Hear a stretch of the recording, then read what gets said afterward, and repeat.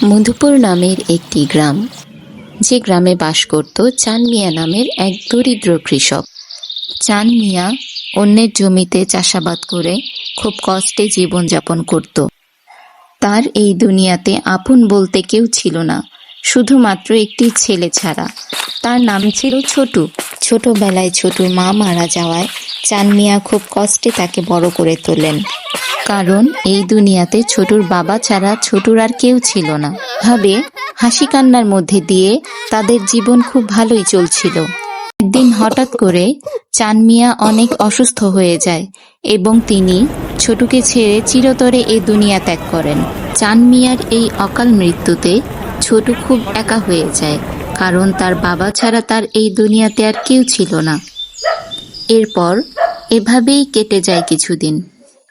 ঘরে যত মজুদ খাবার ছিল তা কদিনের মধ্যে শেষ হয়ে যায়। ছোটুর আপন বলতে এই পৃথিবীতে কেউ না থাকায় ছোটুকে কেউ সাহায্য করে না।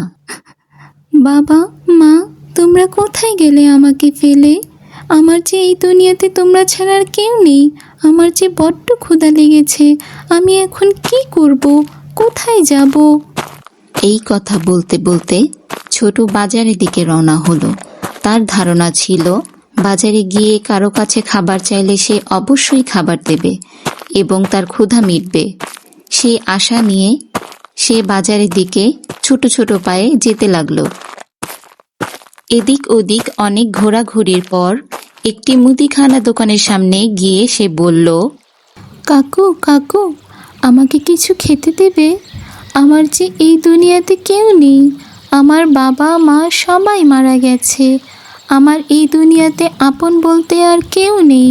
আজ 2 দিন ধরে আমি কিচ্ছুটি খাইনি। আমি যে আর ক্ষুধার জ্বালা সহ্য করতে পারছি না। দাও না কাকু আমায় কিছু খেতে।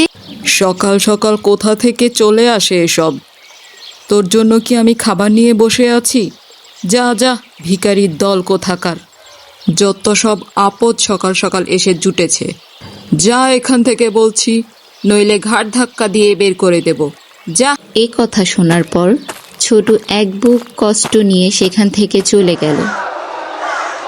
এরপর সে হাঁটতে হাঁটতে একটি খাবারের দোকানের সামনে এসে দাঁড়ালো, যেখানে অনেক সুস্বাদু খাবার বিক্রি হচ্ছিল এবং অনেক লোকেরা ভিড় করে তা খাচ্ছিল। ছোটু মনে মনে ভাবছিল, এখানে গেলে হয়তো কিছু না কিছু খাবার সে পেয়েই যাবে। এমনটাই ভাবতে ভাবতে ছোটু সেই খাবারের দোকানের সামনে গিয়ে সেই দোকানদারকে বলল, কাকু, ও কাকু, আমায় একটু খেতে দেবে? আজ 2 দিন ধরে আমি কিচ্ছুটি খাইনি। ক্ষুধার জ্বালা যে আর সইতে পারছি না। দাও না কাকু আমাকে কিছু খেতে। খাবার দেব না কেন? খাবার অবশ্যই দেব, তবে পয়সা দিয়ে কিনতে হবে। পয়সা দাও, খাবার দিচ্ছি। আমার কাছে যে পয়সা নেই। আমার বাবা মা এই দুনিয়াতে বেঁচে নেই। আমাকে কে টাকা দেবে? আমার কাছে যে পয়সা নেই কাকু। তুমি আমায় এমনিতে কিছু খেতে দাও না। পয়সা নেই তো খেতে এসেছিস কেন? আমি কি তোর জন্য এখানে ফ্রি খাবার নিয়ে বসে আছি নাকি? দূর হ। এই কথা শোনার পর ছোটু আর কোনো কথা না বলেই সেখান থেকে চলে গেল। এক রাশ কষ্ট নিয়ে ছোট গ্রামের এদিক ওদিক ঘুরতে লাগলো। সে বুঝতে পারছিল না এখন সে কি করবে। এদিকে ক্ষুধার জ্বালা যে আর সইতে পারছিল না। সে হাঁটছিল আর ভাবছিল, এই দুনিয়াতে কি তাকে একটু খাবার দেওয়ার মতন কেউ নেই? এই কথা ভাবতে ভাবতে ছোট গ্রামের একটি বাড়ির পাশ দিয়েই হেঁটে যাচ্ছিল। তখন সে দেখতে পেল ওই বাড়ির কর্ত্রী উঠান ঝাড় দিচ্ছে। তখন সে মনে মনে ভাবল তার কাছে গিয়ে কিছু খাবার চাইবে। চাচি, ও চাচি, তুমি কি আমাকে কিছু খেতে দেবে? আজ 2 দিন হলো আমি কিচ্ছুটি খাইনি। দাও না চাচি আমায় কিছু খেতে। তা কে বাছা তুমি? কোথা থেকে এসেছো? তোমার বাবা মা কোথায়? তুমি এখানে এসে খাবার চাইছো কেন? চাচি, আমি পাশের গ্রামেই থাকি। আমার বাবা মা সবাই মারা গেছে। আমার যে এই দুনিয়াতে আর কেউ নেই। আমার যে বড্ড ক্ষুধা লেগেছে। তা তোমার ক্ষুধা লেগেছে তো আমি কি করব? আমি কি তোমার জন্য খাবার নিয়ে বসে আছি নাকি? এদিকে আমারই সংসার চলে না, তোমাকে আমি কোথা থেকে খাবার দেব? এই কথা শোনার পর ছোটু বুঝতে পারল এখানেও তাকে কেউ খাবার দেবে না। ছোটু দু চোখের পানি ফেলতে ফেলতে সেখান থেকে চলে গেল এবং যেতে যেতে সে ভাবছিল এই নিষ্ঠুর দুনিয়াতে এক মুঠো ভাতের অনেক দাম। সে মন খারাপ করে একটি গাছের ছায়ার নিচে গিয়ে বসল এবং সে কাঁদতে কাঁদতে বলতে লাগলো, হে আল্লাহ, আমার যে ক্ষুধার জ্বালা আর সহ্য হচ্ছে না। তুমি কেন আমার বাবা মাকে নিয়ে গেলে? আমি যে এই দুনিয়াতে বড্ড একা হয়ে গেছি। আমার যে আর ভালো লাগছে না, ক্ষুধার জ্বালা সইতে পারছি না। সে এসব কথা বলতে বলতেই সেখানে হঠাৎ করে একটি পরী চলে এলো এবং পরীটি তাকে জিজ্ঞাসা করলো, কি হয়েছে ছোট বন্ধু? তুমি এভাবে কাঁদছো কেন? তুমি কে? কোথা থেকে এলে? আর আমাকেই বা জিজ্ঞাসা করছো কেন? ভয় পেও না ছোট বন্ধু, আমি হলাম মিষ্টি পরী। তুমি কাঁদছো কেন এভাবে? কি হয়েছে তোমার? বলো আমায়। জানো মিষ্টি পরী, আমার বাবা মা কেউ নেই। আমার যে বড্ড ক্ষুধা লেগেছে। কত জনের কাছে গেলাম, কেউ একটু খেতে দিল না আমার। আমি এখন কি করব?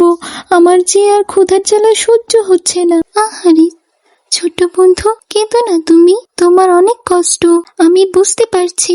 তোমাকে আমি কিছু কথা বলছি, তুমি আমার কথাগুলো শুনে সেই মতন কাজ করলে তোমার ভাগ্য খুলে যাবে। তুমি জঙ্গলের পথ ধরে উত্তরের দিকে চলে যাও, ওখানেই তোমার ভাগ্যের চাকা ঘুরবে। এরপর ছোটু আর অন্য দিক না ভেবে পরীর কথা মতো উত্তরের জঙ্গলের দিকে রওনা দিল।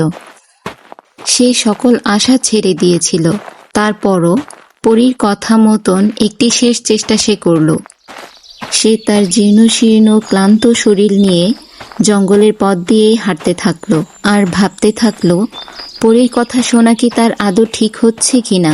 এরপরও সে হাঁটতে থাকলো, কারণ তার কাছে অন্য কোনো উপায় ছিল না। এদিকে আমরা দেখতে পাই গাছের ছায়ার নিচে বসে এক বৃদ্ধ দম্পতি তাদের সময় অতিবাহিত করছিল।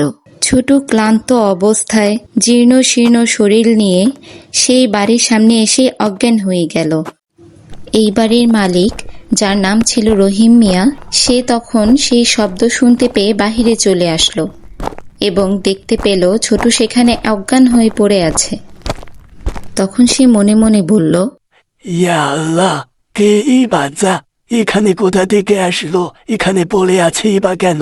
কি হয়েছে তার? এই কথা বলে রহিম মিয়া ছোটুকে ঘরে নিয়ে গেল। কে গো এ বাচ্চা, কোথায় পেলে? কি মিষ্টি মুখ, দেখলেই মনটা ভরে যায়। বাহিরে দেখলাম পড়ে আছে, জানি না কোথা থেকে এসেছে। ডাক্তার ডাকতে হবে মনে হচ্ছে। ডাক্তার সাহেব, কি বুঝলেন? কি হয়েছে বাচ্চাটার? ভয় পাওয়ার কিছুই নেই, পরিপূর্ণ যত্ন পেলে ও আবার ঠিক হয়ে উঠবে। এই কথা বলে ডাক্তার সেখান থেকে চলে গেল। এরপর ছোটুর সামনে তারা দুই দম্পতি নানা রকমের খাবার নিয়ে তাকে খেতে দিল। দাদু ভাই, আগে কয়টা খেয়ে নাও দেখি। ভালো করে খাও দাদু ভাই, তাহলে শক্তি পাবে। এ কথা শুনে ছোটু কাঁদতে কাঁদতে বলল, জানো দাদু, জানো দিদা, আমার না এই দুনিয়াতে কেউ নেই। আমি একটু ভাতের জন্য কতখানি না গেছি, কেউ আমাকে একটু খাবার দেয়নি। আহারে দাদু ভাই, তুমি কেঁদো না। তুমি আজ থেকে আমাদের কাছেই থাকবে। আমাদের কোনো সন্তান নেই, তুমি আমাদের সন্তানের মতোই মানুষ হবে। এ কথা শোনার পর ছোট একরাশ হাসি হাসল এবং সে ওই দম্পতির সাথে খুব হাসি খুশি ভাবে জীবন পার করতে লাগলো। ছোট বড় হয়ে এক বিশাল ব্যবসায়ী হয়ে উঠল এবং সে অনেক দরিদ্র লোকদের সাহায্য করত। সেই সাথে সে ছোটদের একটি আশ্রমখানা খুলেছিল, যেখানে তার মতন অনেক বাচ্চারা অনেক যত্নে সেখানে বড় হতে লাগলো। আর এভাবেই পরীর কথা সত্যি হয়েছিল। এই গল্প থেকে আমরা শিখলাম যে কারো প্রতি সহানুভূতির হাত বাড়িয়ে দিলে সেও কারো না কারো প্রতি একসময় সহানুভূতির হাত বাড়িয়ে দেবে, আর এভাবেই একটি সুন্দর পৃথিবী গড়ে উঠবে।